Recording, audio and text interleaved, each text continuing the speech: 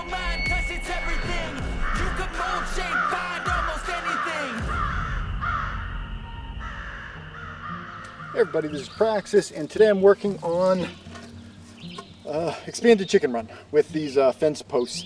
These are 10-foot long fence posts, which I've cut in half to be 5 feet long here.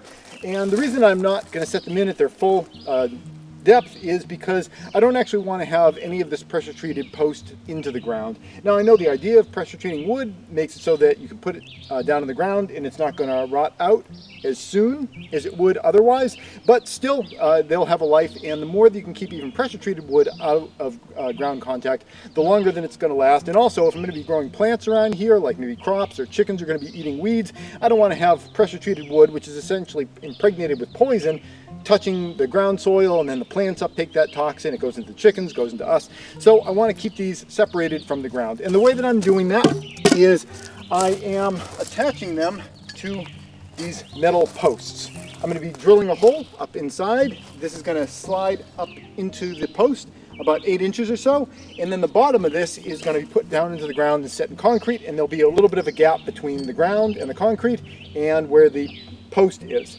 I've got one already drilled out over here.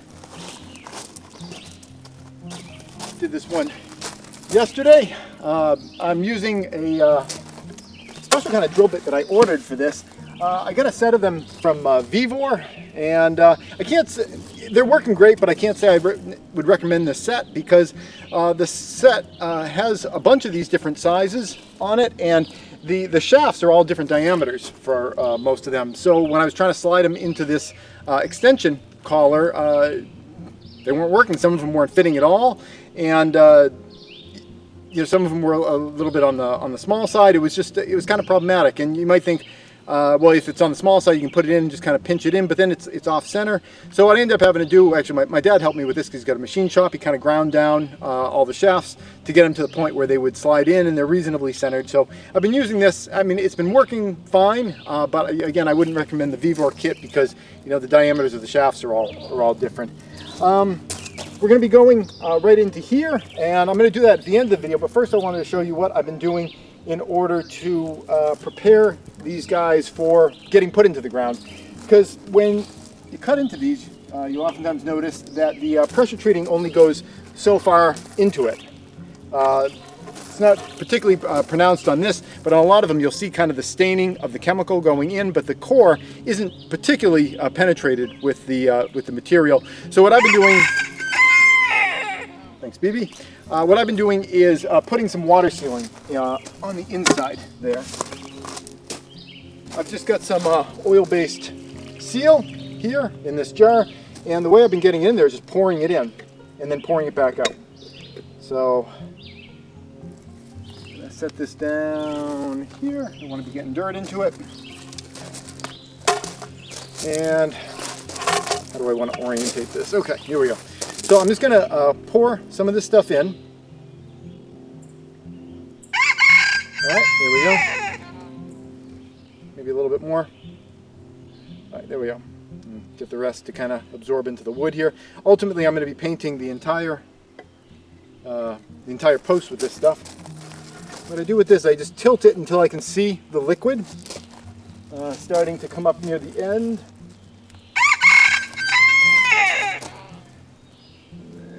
Pool of liquid. Okay, there's the pool of liquid, and now I'm just rotating it so that the pool of liquid touches everything and really soaks in. So I have swirled it all around the sides, and I'll take the excess and just dump it into here.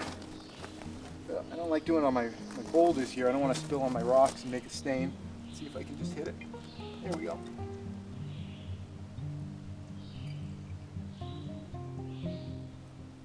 Okay, cool. That worked amazingly well. Okay, so I've got the seal in there, penetrating. The next step is to drive one of these pipes in, and I just actually came up with a new idea 5 minutes ago. I did a number of these posts last year, and one of the issues was actually driving the metal post into it. So what I was thinking I might do this year is before I drive the metal post in, I think I might kind of hit the edge and try to make it so it kind of tapers a little, so it makes it for a little bit easier driving. I'm going to leave this this old bolt here to go get set into the cement. I'm going to do this top here. So let's just see how this works. I'm not going to be able to get it to bend a ton, but maybe some. Just kind of taking those burrs off. The process worked pretty well last year.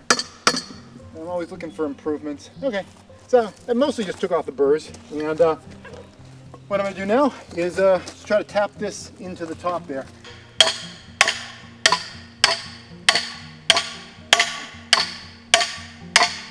It's still going in.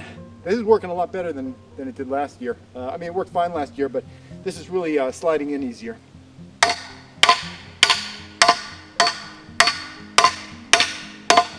Okay, it looks like it's seated there.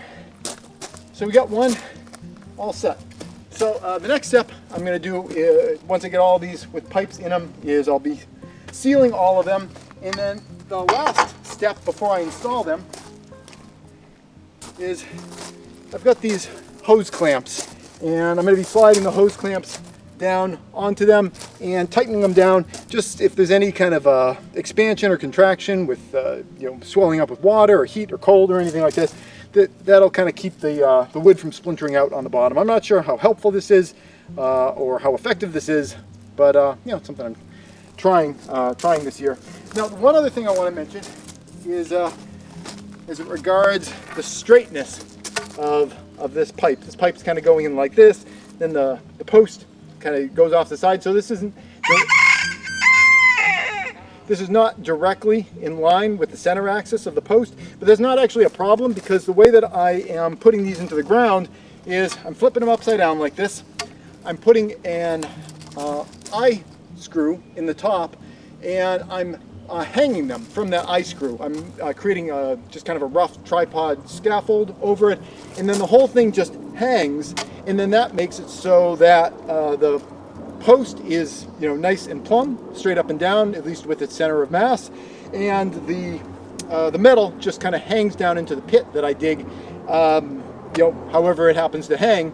And then when I put the concrete around the metal down there, it's at whatever perfect angle it needs to be at for the rest of this to be nice and perfectly vertical and plumb. So I'll finish up the video just doing the drilling out here. You can see that. Like I said, these bits made by Vevor work pretty well, but again, I wouldn't recommend the entire kit just because they don't reliably interact with these unless your dad owns a machine shop or you have a machine shop, and you can get them all customized to be the exact same diameter. It's a little bit tricky starting it off, but other than that, it's just a little rocking motion, because this bit is a tiny bit smaller in diameter than these metal pipes are. So the rocking motion just opens it up a little extra. And as you saw with the last one, I was able to drop it in just fine. Here we go.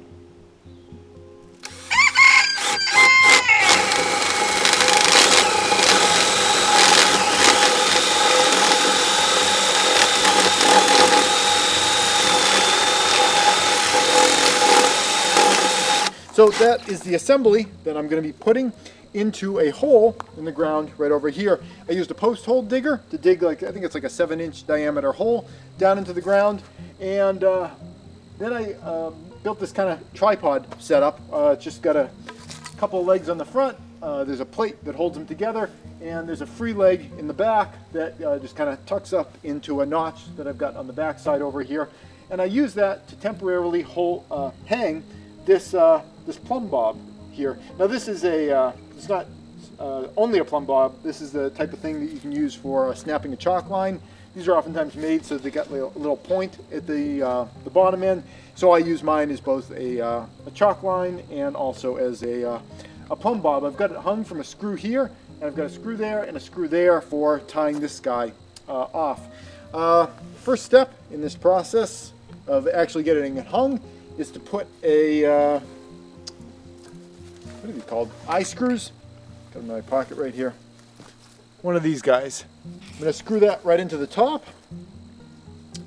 as close to the center of the post as I can, And the idea is that I'm going to use the post to be its own Plum Bob while it is being set into the ground in concrete. That's what I like to set these guys into. So the metal pipe at the bottom goes into the concrete, and it keeps the wooden part of the fence suspended up above the ground, so I never have any wood to ground contact. So I'm done with the Plum Bob now, and the reason I have the Plum Bob on here initially is just to get the tripod kind of set up in the right place so that the screw that I get screwed in up here is exactly in the right spot to be directly over the center of the hole. I'm going to take this guy and, really boring way on camera, just reel it all back in. There we go. Okay, so we're set with that. I've got a whole line of these things going down. This is one tripod, next one's over there. All right, so before I do this, I like to tie the post on first. Yeah. This twine I'm using, it's a plastic twine that can't stretch, and I think that's kind of important when you're doing this. You don't want to hang it up there and then have it kind of stretch over time. So I always make sure I use a twine that doesn't have any stretchiness in it. Okay, just a simple double, call that a granny knot, I don't know. I know some other knots, but that's the one I tend to go to the most. If it works, it works. All right, I'm going to take this, loop it over the top of the screw, and then not drop, but gently lower the post down into my hole. Now I can see that it's still right in the middle of the hole because I've got this thing all set up properly, and I want to set this so that the wood is, maybe 3 inches above the ground, with the idea that there's going to be leaf debris and things like that are going to kind of accumulate around this over the years. So I want to have the wood maybe 3 inches above the ground. I can go down just a little bit. Okay. So now I'll take my twine and very tightly wrap it around my screw to lock it in there. And I've got another screw over here that I can go around. I'm going to tie off to this screw, but first I'm going to kind of go around a couple times just to get rid of some of this extra twine that I've got. Wrap it around here for some extra friction. The reason I do the extra wraps before I tie the knot is just so when you tie the knot, sometimes there's a tendency to lose tension and the thing will slide. So I wrap it around a few times just to make sure that when I'm tying my knot, things aren't sliding out. And here goes my knot. A little double granny knot thing going on. Okay, so at this point, I've got the post and it is suspended over the ground. It's floating right in the middle there. And now all I have to do is just mix up some concrete and shovel it in there, and I'm not going to include that in the video because at the moment we don't have a lot of sun, so we don't have a lot of power to play with here at the house. I like to try to have my tasks sort of follow the natural amount of power that I have available to me, and right now with it being kind of cloudy, we don't have a ton of power, so I don't want to be running my electric cement mixer and everything while things are like this. But I will get all my fence posts set up now because it doesn't cost me any electricity to set them up. And then as soon as the sun does come out, which it looks like it might break through later today, that's when I'll start my cement mixer and start dropping in all my cement posts. It's important whenever you're setting up a job, do the right job at the right time. And right now it's nice and cool. I'm not baking in the sun here, so it's a great time for setting up posts. And later on when we get sun, that's when I'll have lots of extra electricity, and it'll be kind of use it or lose it on electricity. That's it. Hope you found this video helpful, and thanks for watching. Hey YouTube preppers, if you enjoyed this video, here's another that I think you might like. But before you click on it, I wanted to take a moment to thank all the people you see on the right-hand side of your screen. They help to support all the work that I do here over at patreon.com. If you'd like to join them and get your name added to the list, the link's below.